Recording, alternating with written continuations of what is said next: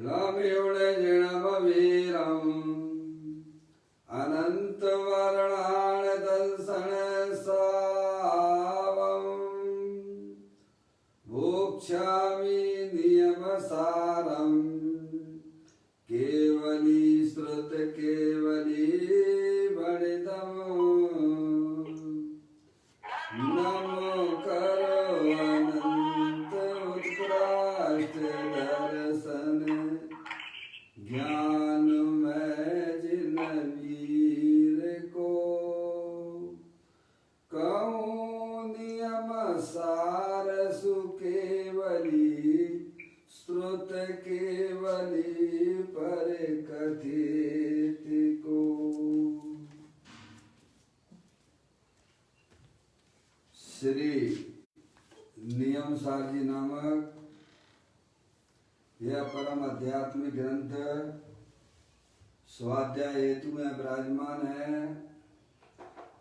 आज से 2000 वर्ष पहले इस महान पवित्र ग्रंथ की रचना आचार्य श्री कुंद देव द्वारा इसी पवित्र भूमि पर की गई और इसके टीकाकार पदम प्रमलधारी देव मुनिराज हैं। ग्रंथ का नाम नियम सार है। नियम से करने योग्य कार्य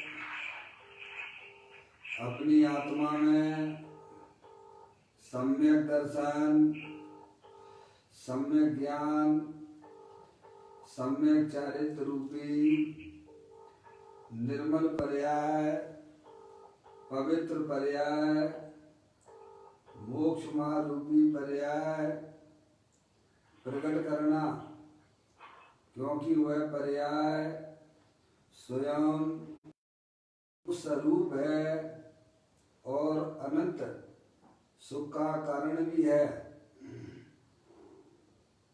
अनादि काल से हमारे आपके आत्मा में पर को अपना जानने वाली, पर को अपना मानने वाली, पर के साथ संबंध रखने वाली ऐसी मोह राग देश रूपी अपवित्र रूप पर्याय, मोक्ष मार्ग रूपी पर्याय को प्रकट करना। पप्पू को लगा दिया, बाकी को लगा दो।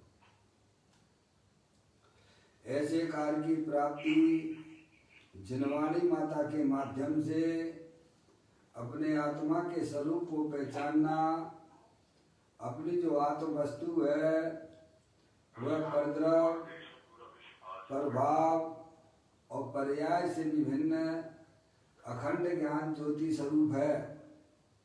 ऐसे ज्ञाय प्रभु परमात्मा का सच्चा ज्ञान करके शरीर रागादि ये सब कर्म कृत वस्तुएं हैं,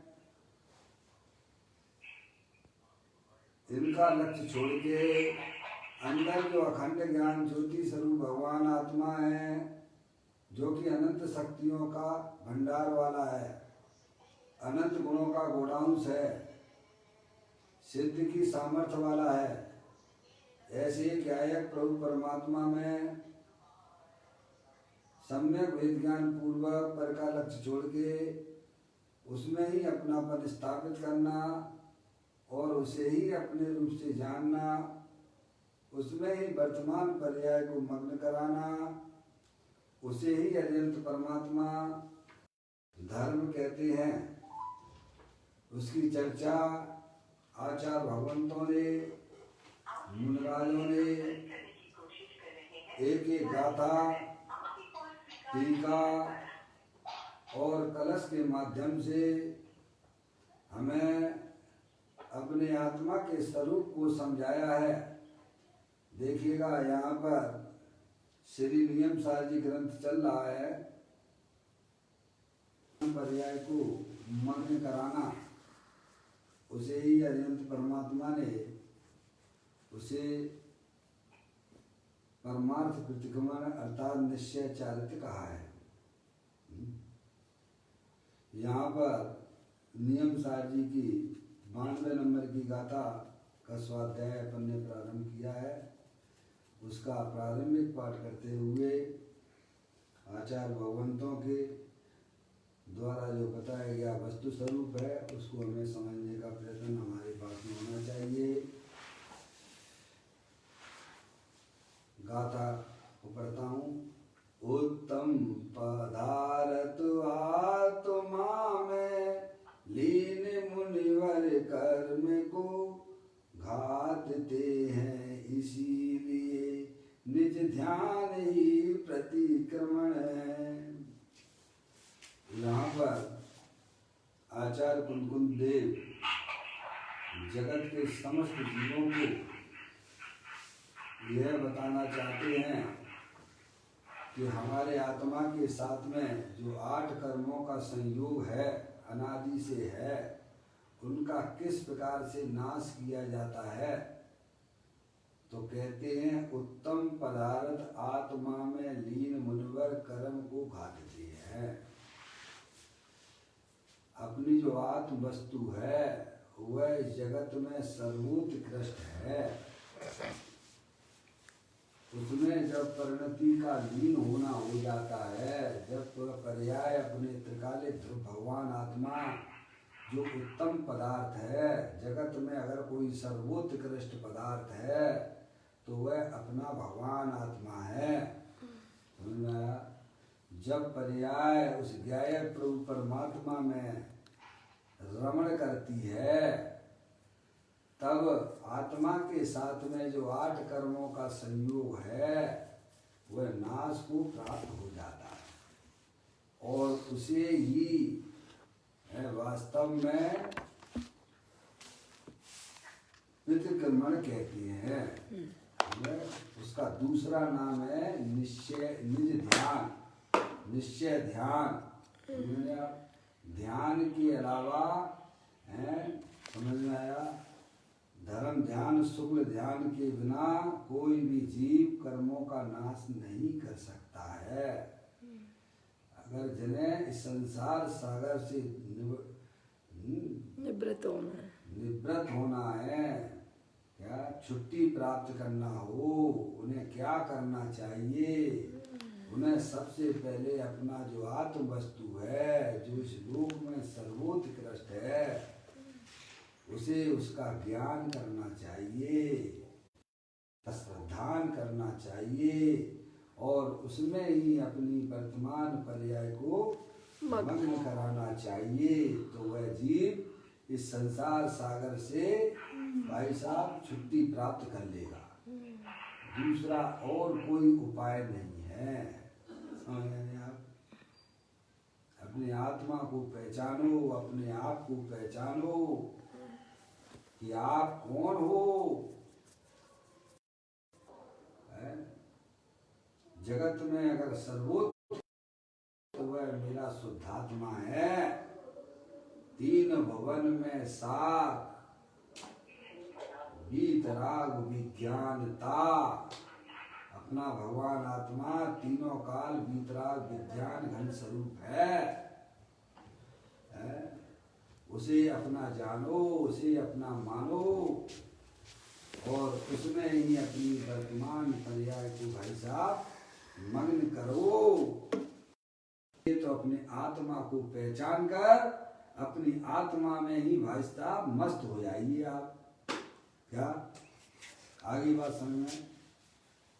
अगर आपको जो है भाई साहब वर्तमान में सुखी होना हो और इस संसार से छुट्टी प्राप्त करना हो, जन्म मरण के सिलसिले से भाई साहब निजात पाना हो, तो क्या करना?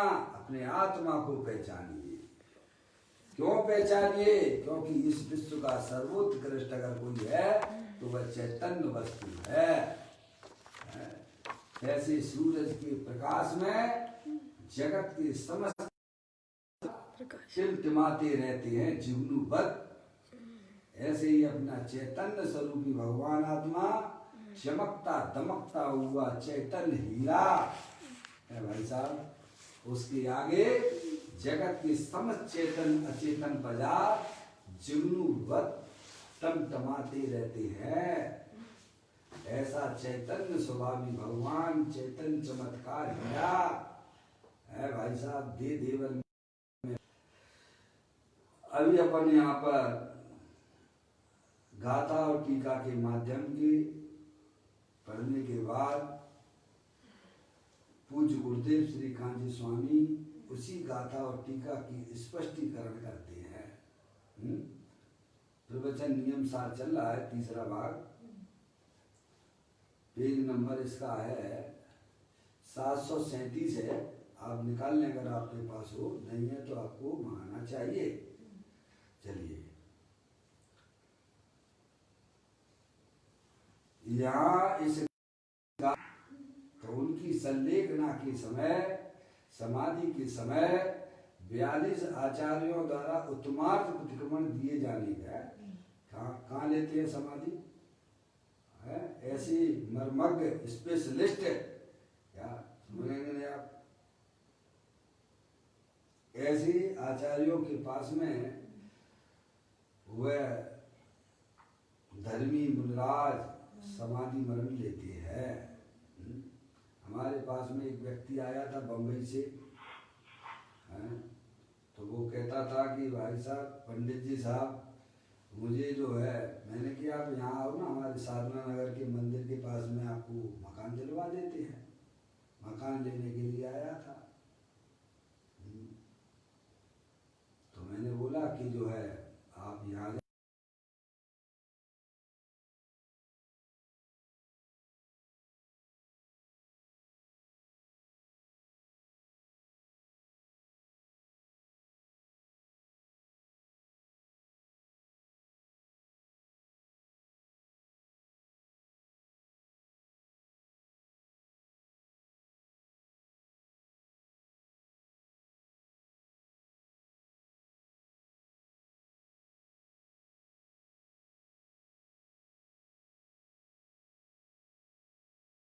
कोई दिखा दूंगा।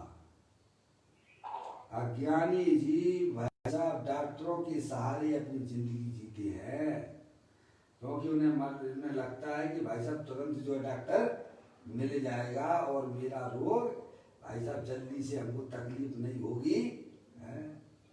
देखो, अज्ञानी भी ऐसी जगह रहना पसंद करता है, क्योंकि शरीर का जब अंत समय आएगा तो भाई साहब यहाँ हार्ट अटैक हो गया है और हॉस्पिटल दूर है तो क्या होगा?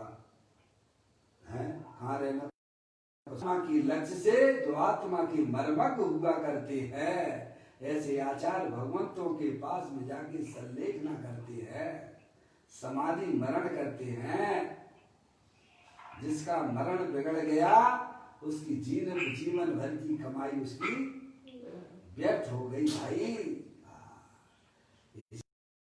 ज्ञानियों के पास में रहना चाहिए, जो आत्मा को जानते हैं, आत्मा का जिन्हें परिचय है, आत्मा के अनुभव में जिनकी परिणति झूला करती है। समझ में आया?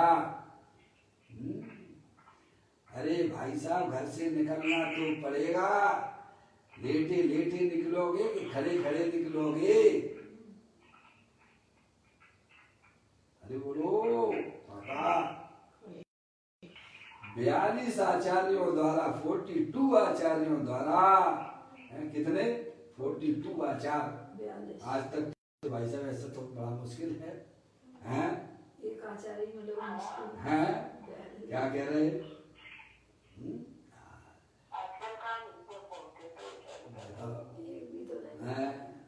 अभी तो वर्तमान में ऐसी स्थिति हो गई है भाई साहब, एक भी दिखाई नहीं देते हैं। समझ में आया? कहते हैं 42 आचार्यों द्वारा तुम्हार, कहते हैं देह त्याग का समय निकट, देह त्याग का समय सन्निकट होने पर मुनिराज संलेखना करते हैं। जान जाते हैं कि अब ये शरीर की स्थिति अब ज्यादा समय चलने वाली नहीं है। भाई साहब, अज्ञानियों को भी कुछ अज्ञानियों को भी भाषित हो जाता है कि नहीं? है ऐसे ज्ञानी तो भाई साहब, ज्ञानी तो ज्ञानी है। ज्ञानी से कोई बात छुट्टी थोड़ी है। देह त्याग का समय सन्निकट होने पर मुनिराज सल्लेख ना करते हैं। अहो जिन्हें चैतन्य का भान है, क्या अपने गायक प्रभु परमात्मा का जिसे भाई साहब प्रतीति बरत रही है कि मैं मनुष्य नहीं हूँ, मैं स्त्री नहीं हूँ, मैं तो चैतन्य भगवान आत्मा हूँ। चैतन्य जिन्हें चैतन्य का भान है, जो कारण परमात्मा का आश्रय लिए हुए है। किसका आश्रय लिए हुए हैं? कारण परमात्मा आश्रय लेने वाली पर्याय होती है। पर्याय के बिना द्रव्य नहीं होता है। द्रव्य के पर्याय किसका आश्रय ले रही है? ज्ञानियों की पर्याय अपने चैतन्य द्रव्य भगवान आत्मा का आश्रय लेती है। अज्ञानी की पर्याय पर द्रव्य के आश्रय से अनादि काल से उसी का आश्रय लिए हुए है। इसीलिए उसकी पर्याय में संक्लेश परिणामों की उत्पत्ति हो रही है। पर्याय के बिना द्रव्य नहीं होता है, द्रव्य पर्याय के बिना नहीं होता है। पप्पू भैया, ऐसी कुछ बातें हैं भाई साहब। किसका आश्रय लेती है पर्याय? ज्ञानियों की पर्याय अपने त्रिकालिक ध्रुव भगवान आत्मा, जो कि इस विश्व में सर्वोत्कृष्ट पदार्थ है, उसका आश्रय लेती है। और अज्ञानी की पर्याय क्षण भंगुर नाशवान वस्तुओं का आश्रय लिए हुए है। इसीलिए उसकी पर्याय में दुख की उत्पत्ति हो रही है, संकलेश परिणाम हो रहे हैं। वह तो संसार का कारण है भाई। ज्ञानियों की पर्याय भाई साहब चैतन्य जो सर्वोत्कृष्ट पदार्थ है, देवल में विराजमान है, सिद्ध भगवान जैसा है भाई साहब। सिद्ध भगवान ही है वो। जैसा कहने में भी जरा ढीला हो जाता है प्रभु है। तो कहते हैं जिन्हें चैतन्य का भान है, जो कारण परमात्मा का आश्रय लिए हुए। किसका? कारण परमात्मा है भाई साहब। जिसके घर में मूल कापी हो रजिस्ट्री की, पप्पू भैया, समझ में आया? वह फोटो कॉपी की है भाई साहब, चिंता करेगा क्या? ऐसे ही जिनकी दर्शन और ज्ञान में, जिनके चारित्र में अपना कारण परमात्मा बसता हो है भाई साहब, पर परमात्मा की तरफ देखेगा क्या?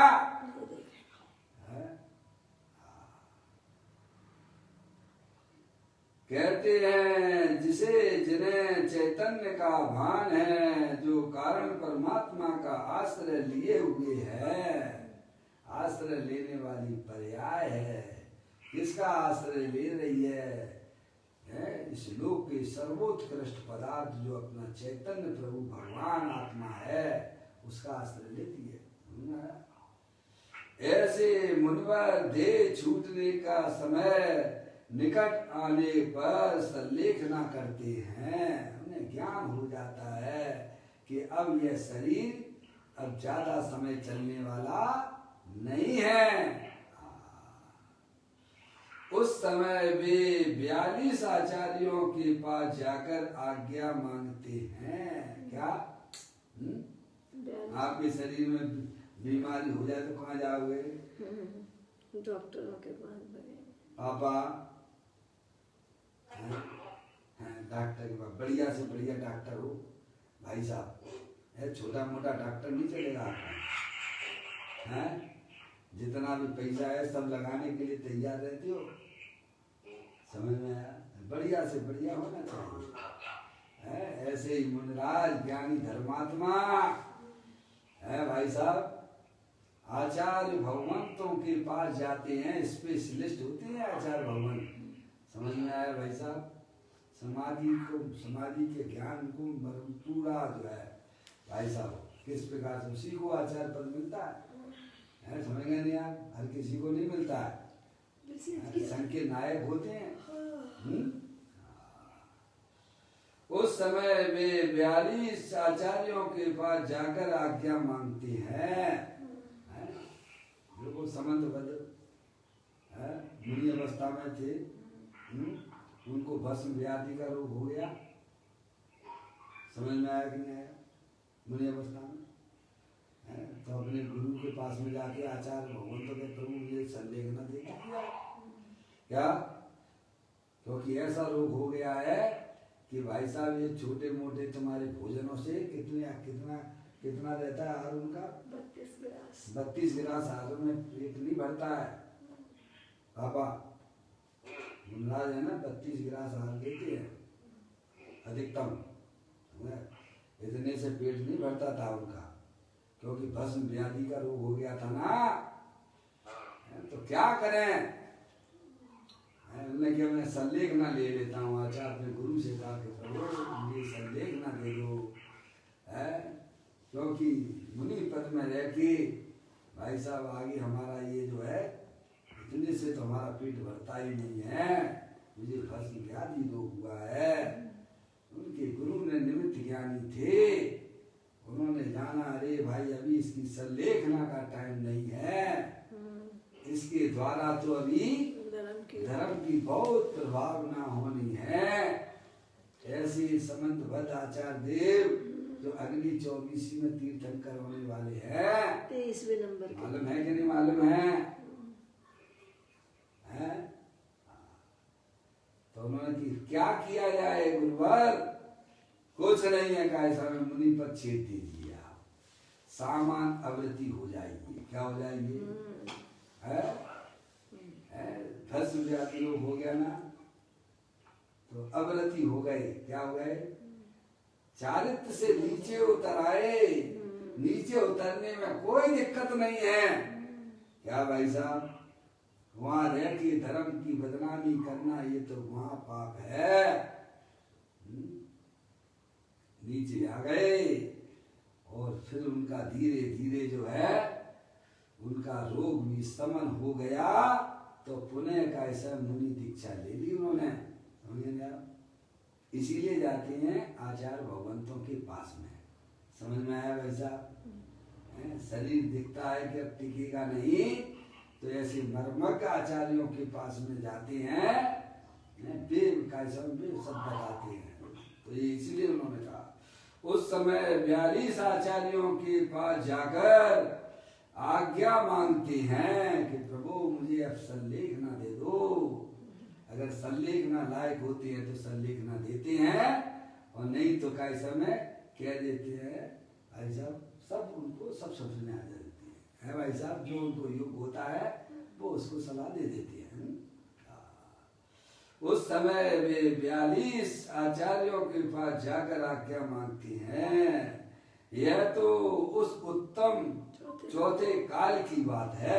42 आचार्यों का मिलना कहाँ है? चौथे काल की बात है। आजकल तो 42 आचार्य है कहाँ? यही कहाँ है? 42 आचार्य ना हो तो कम से कम 2 आचार्यों से पूछकर संलेखना करे। क्या करे भाई साहब? पूछकर संलेखना करे। जैसे समंतबद्ध आचार्य देव ने पूछ के किया था। समझ गए? उनको लगा कि भाई साहब इस संलेखना के लिए है कि नहीं है, तो देते हैं संलेखना, ऐसे ही नहीं दे देते हैं। समझे नहीं आप? इसीलिए उनसे पूछकर संलेखना ले, ये बात है। 42 आचार्यों से पूछने में वास्तव में देखिए, 42 आचार्यों से पूछने में वास्तव में अपने परिणामों की दृढ़ता सूचित होती है। क्या होती है? क्यों पूछते हैं 42 से? समझ रहे आप? 1-2 आचार्य से पूछ के काम चला लो ना भाई साहब। आप जो है सब पूरी जानकारी क्यों रखते हो शरीर के बारे में? साहब इनको भी दिखा लो, उनको भी दिखा लो, उनको भी दिखा लो, उनको भी दिखा लो। रहता है कि नहीं रहता है? कोई किसी प्रकार का कैसा में भाई साहब अंदर रोग ना रहे। ऐसे ही जो है 42 आचार्यों से संलेखना लेने का मतलब क्या? उससे परिणामों में कहीं भी अगर शिथिलता हो तो भाई साहब वह आपकी सही हो जाएगी, समझे, वो रहेगी नहीं।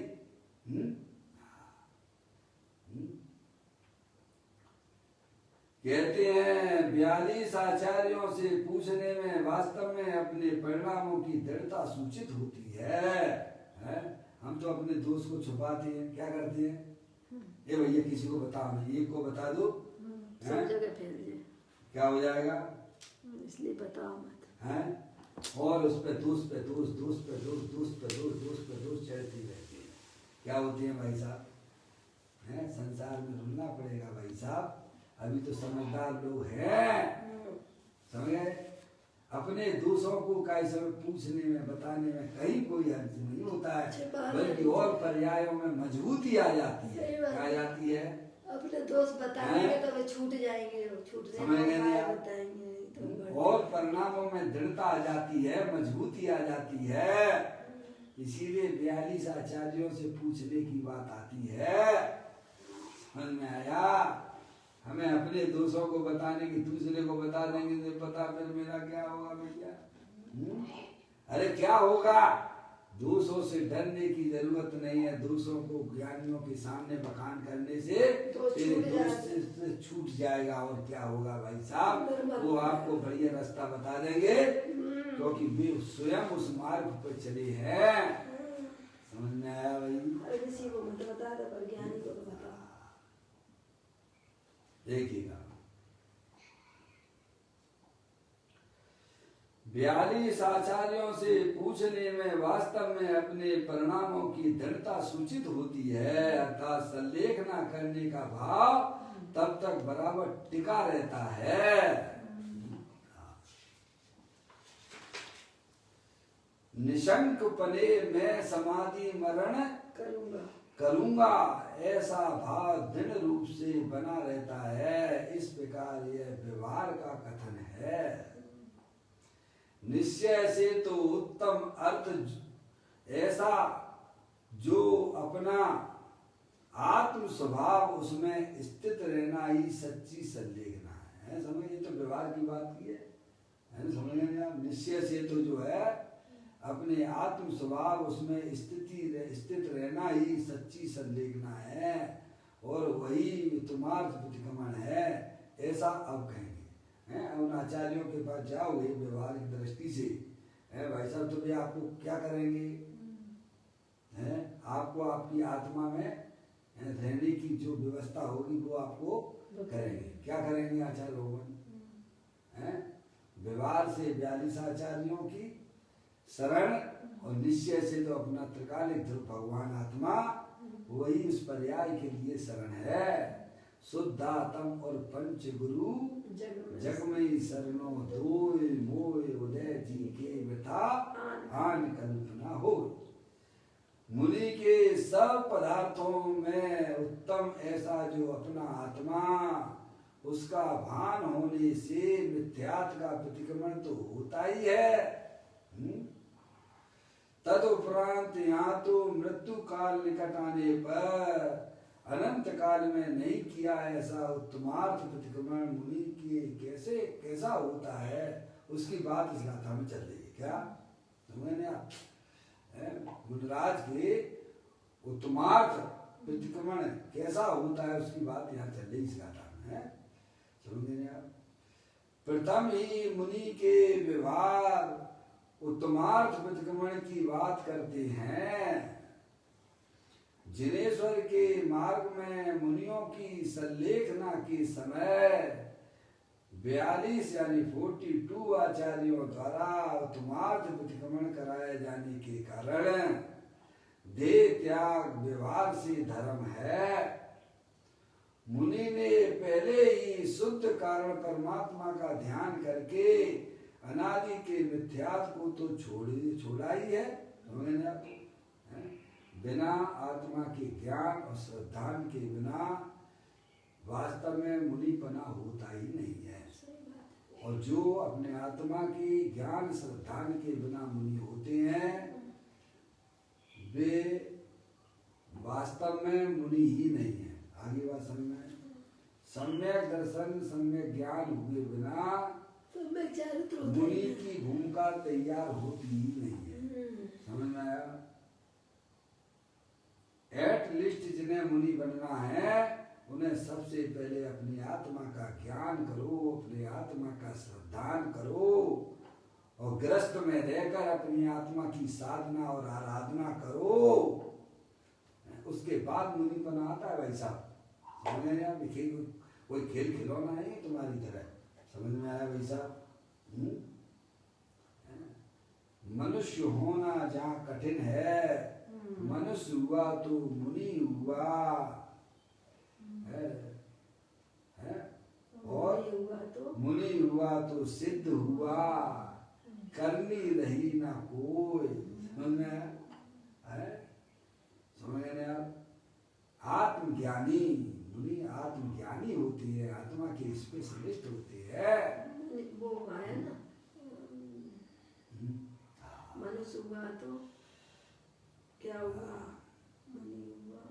जिनेश्वर के मार्ग में मुनियों की संलेखना के समय 42 आचार्यों द्वारा उत्तमार्थ प्रतिक्रमण कराए जाने के कारण देह त्याग व्यवहार से धर्म है। मुनि ने पहले ही शुद्ध कारण परमात्मा का ध्यान करके, है समझ गया? मुनि ने पहले ही किसका ध्यान? शुद्ध कारण परमात्मा का, जो देव देवल में विराजमान है, पर द्रव्य से भिन्न है और अपने भावों से अभिन्न है। ऐसे शुद्ध कारण परमात्मा का ध्यान करके अनादि के मिथ्यात्व को तो छोड़ा ही है। समझ में आया भाई साहब? मिथ्यात्व को छोड़े बिना कोई मुनि होता ही नहीं है। जो मुनि होते हैं वह सच्चे मुनि नहीं होते हैं। समझ में आया भाई साहब?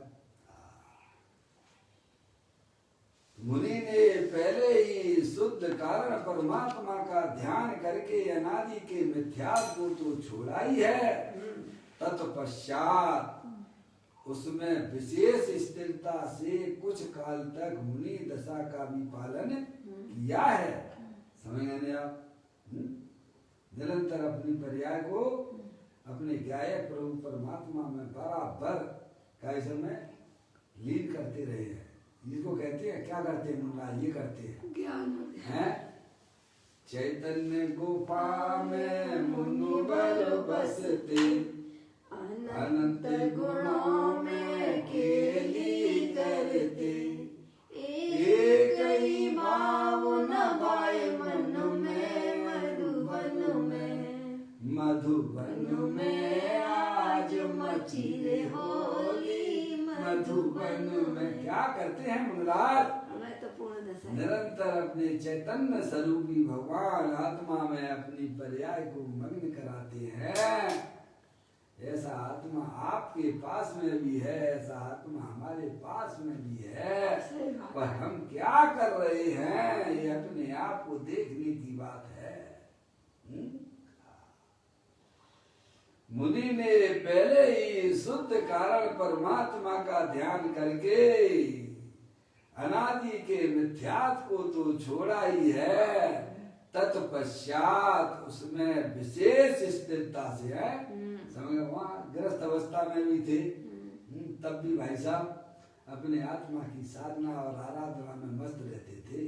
कहा भाई साहब ग्रस्त अवस्था में वह समय दृष्टि जीव देश वृत्ति हुआ भाई साहब, ये करता है। ग्रस्त भी यही काम करता है, लेकिन मुनि होने पर तो विशेष क्या करते हैं? विशेष शब्द लिया है और विशेष है भाई साहब। ग्रस्त अवस्था में बहुत सारी खटपट रहती है ना भाई साहब, हैं?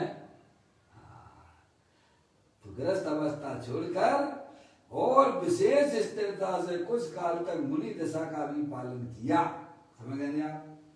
ग्रस्त में रहकर अपनी आत्मा की साधना आराधना करते हैं ज्ञानी जी हैं। अब अंदर में कैसे में परिणामों में भाई साहब उसका और आनंद विशेष लेने की इच्छा अंदर में जागृति हो जाती है। तो ये रखी तुम्हारी धर्मशाला संभालो, समय मुनि हो जाते हैं और फिर विशेष स्थिरता अपने ज्ञाय रूप परमात्मा में करते हैं। तत्पश्चात उसमें विशेष स्थिरता से कुछ काल तक मुनि दशा का भी पालन किया है। अंत में समाधि मरण का समय आने पर, समझ में आया भाई साहब, वह किसमें स्थिर होता है और किससे परान्मुख होता है यह बतलाती है। क्या है मुनिराज क्या करते हैं? किसमें अपनी पर्याय को स्थिर करते हैं, अपने किससे परान्मुख करते हैं, समझ गया?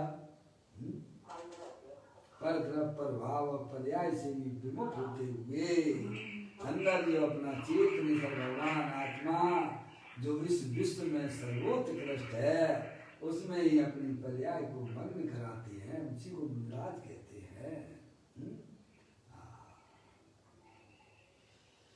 यह बतलाते हैं देह तो देह के छूटने के काल में छूट जाती है। क्या भाई साहब? देह तो देह के छूटने के काल में ही छूटती है। हमारा आपका भी जो शरीर है ना भाई साहब, अब उसके सब फिक्स है बाबा, चिंता की आपको कोई जरूरत नहीं है। कब क्या होना है सब निश्चित। जब इस जीव ने शरीर धारण किया था तभी पक्का था कि ये शरीर कब छूटेगा। तो क्या क्या दशाएं होंगी इसका सब नक्की था। देह तो देह के काल में छूटेगी भाई साहब, सब पहले से ही नक्की रहता है। समझ में आया? जब इसका कांटेक्ट खत्म हो जाता है आत्मा का और शरीर का, सब पहले से ही कांटेक्ट लिया आता है और चिंता करता रहता है 24 क्या छूट नहीं है भाई साहब। देह तो देह के छूटने के काल में ही छूट जाती है, परंतु उस समय मुनि अपने स्वरूप में स्थिर रहकर शांति को बनाए रखता है। जब आपको ये सच्चा ज्ञान हो गया है कि भाई साहब शरीर का छूटना नक्की है तो परिणामों में शांति रखो, आकुल व्याकुल ना करना, तो आपको सही शरीर के छूटने के काल का ज्ञान होगा। और परिणामों में अशांति हो रही है तो तुम्हें कुछ भी पता नहीं है, तुम मात्र शब्दों के द्वारा बकते हो। समझ में आया? सच्चा ज्ञान हो जाने का मतलब ये है कि परिणामों में शांति होना चाहिए है भाई साहब। जब होना है जब होगा, अरे होगा ये बात 100% सत्य है, पर उसका रिजल्ट परिणामों में दिखना चाहिए। शांति शांति शांति निराकुलता परिणामों में होगी तो आपका ज्ञान भाई साहब सच्चा कहलाएगा। ये मात्र कहने की बातें नहीं होती हैं। कहते हैं देह तो देह के छूटने के काल में छूट जाती है, परंतु उस समय मुनि अपने स्वरूप में स्थिर रहकर, किसमें रहकर? अपने स्वरूप जो अपना भगवान आत्मा सुख शांति का आनंद स्वरूप वाला भगवान आत्मा है, सुख शांति से भरा हुआ है। सुख शांत रस से लबालवे ज्ञान सागर आत्मा, वे ब्रह्म की चादर हटा सर्वांग पर घट आत्मा। हे बाबू जन इस लोक में सब एक साथ नहाइए, इसे ही अपनाइए, इसमें ही मग्न हो जाइएगा। ऐसा भगवान आत्मा मुनिराज अपने स्वभाव में स्थिर होते हैं। शांति का भंडार है भाई साहब, ज्ञानानंद मूर्ति प्रभु है।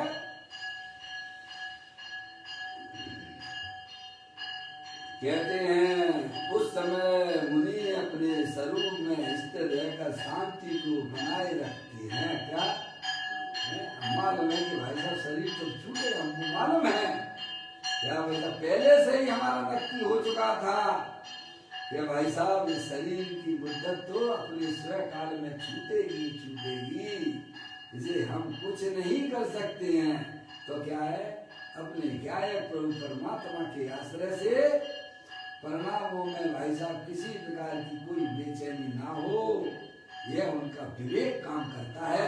समझ में आए भाई साहब? है भाई साहब, हमारा तो शरीर छूट रहा है, आपका अगर हम तो मरे जा रहे, बुलाओ हमारे उनको बुलाओ, घर वालों को बुलाओ। क्यों? कहाँ कहाँ क्या क्या रुपया पैसा हमने भाई साहब लेना है, किनको देना है? पापा पापा मम्मी हैं? अज्ञानी जीव जब मरने को होता तो क्या याद करता है? हमारे घर वालों सबको बुला लो भाई साहब, ये बम्बई रहते बिना भी बुला, दिल्ली वालों को भी बुला लो भाई साहब। तो जो है वो मरने वाला व्यक्ति अज्ञानी जीव इनके को याद करता है, हैं? समझ में आया क्या हो रहा है उसके परिणामों में? माँ दुखी है, समझ में आया? उसका फल तो भाई साहब नरक में डंडे पड़ेंगे। समझ में आया? ज्ञानी जीवों को ज्ञान रहता है कि शरीर तो भाई साहब उन्हें पक्का ज्ञान है कि शरीर तो बहुत थोड़े काल में निकलने वाला ही है, जाने वाला है। परिणामों में शांति बनाए रखते हैं किसके द्वारा? अपने गायक प्रभु परमात्मा के आश्रय के द्वारा। किसके द्वारा? पर्याय में शांति प्राप्त होती है तो अपने गायक प्रभु परमात्मा जो कि तीनों काल वितराग आनंद स्वरूप है, उसका आश्रय लेके पर्याय में शांति रहती है। समझ आया? फल के लक्ष्य से तो अशांति होती है, वहां कोई शांति नहीं है। दे तो दे के छूटने के काल में छूट जाती है, परंतु उस समय मुनि अपने स्वरूप में स्थिर रहकर शांति को बनाए रखता है। समझ में आया भाई साहब? यही उसका उत्तमार्थ प्रतिक्रमण है। यानी समाधि जो है भाई साहब पूर्ण जागृत रूप अवस्था का नाम है। सही बात है? ये भाई साहब बेहोश हो गए, इन्हें दवाई खवा दो, इन्हें सोने की दवाई दे दो, है? क्या भाई साहब ये समाधि का स्वरूप नहीं है? समझ में आया? समाधि में तो बहुत जागृत रूप अवस्था होती है, पूर्ण जागृत अवस्था होती है। वह अपने सामने शरीर को भाई साहब वियोग होते हुए देखता है। समझ में आया? उसका नाम समाधि है। ये नहीं है तो इनको नींद की गोली खिला दो, है भाई साहब? उसको समाधि नहीं कहते हैं। संक्लेश रूप परिणामों में उसका नाम समाधि नहीं है। शांति रूप अवस्था की उत्पत्ति हो, सामने देखता है भाई साहब ये देखो ये है?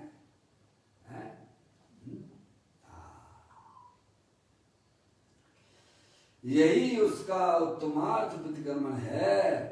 इस उत्तमार्थ प्रतिक्रमण को अंगीकार करके समाधि मरण करने का अभिलाषी मुनि 42 आचार्यों से पूछता है, अर्थात वहां तक अपने उस प्रकार के भावों को लंबायमान करता है। क्या करता है? और लंबायमान करता है। समझ लिया?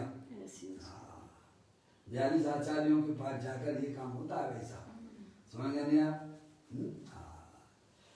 ऐसी उसके उन भावों की दृढ़ता है जो विलक्षण हो, समाधि मरण के सब प्रकारों के ज्ञाता हो। ऐसे होते हैं ऐसे समर्थ आचार्यों के, ऐसे समर्थ आचार्यों के पास से समाधि मरण पूर्वक देह त्याग करने की आज्ञा लेता है। उसमें निमित्त रूप से 42 आचार्यों की आज्ञा और देह त्याग व्यवहार से धर्म है, क्योंकि वह सब शुभ राग में समाहित है। अब निश्चय से उत्तमार्थ प्रतिक्रमण का स्वरूप कहते हैं। 9 प्रकार के अर्थों में सर्वोत्तम अर्थ निज आत्मा है। 9 पदार्थों में सर्वोत्कृष्ट कौन है भाई साहब? 9 पदार्थों के नाम मालूम है क्या भैया? जीव अजीव आश्रव बंध संबर निजरा मोक्ष, ये हो गए 7। और आश्रम के 2 भेद कर दो, पुण्य और पाप, तो हो गए 9 पदार्थ। और उन 9 पदार्थों में सारभूत अपना शुद्ध आत्मा है। कहते हैं 9 प्रकार के अर्थों में सर्वोत्तम अर्थ निज आत्मा है, उसमें स्थिरता करना ही उत्तमार्थ प्रतिक्रमण है। किसमें भाई साहब? अब 9 पदार्थों में देखो, आपके संबंध निजरा मोक्ष भी आ गया, आया कि नहीं आया? उसमें स्थिरता नहीं होती है, वो पर्याय है। क्या है? संबंध निजरा क्या है?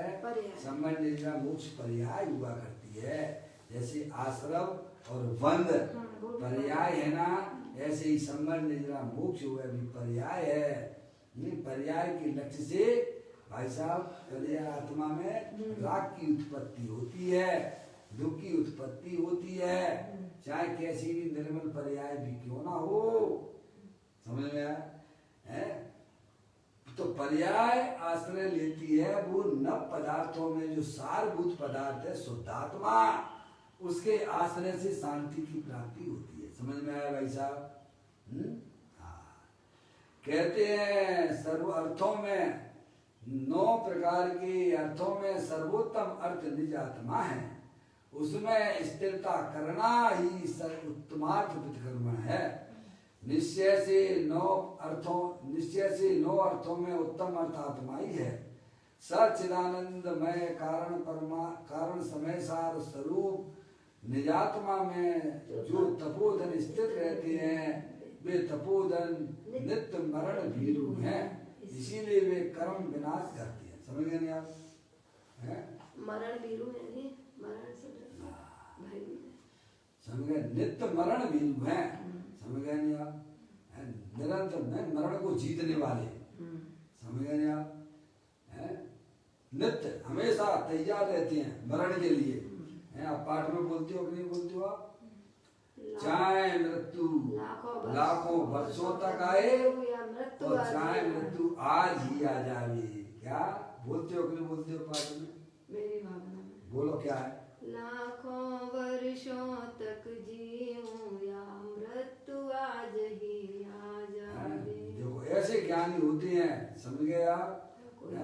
मृत्यु को जीतते हैं।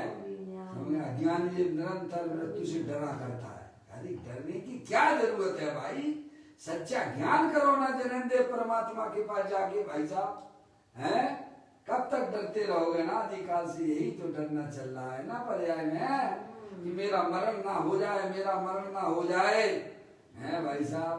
तो ज्ञान करेगा, तेरा मरण नहीं होता है, तू तो अविनाशी तत्व है। समझ गया?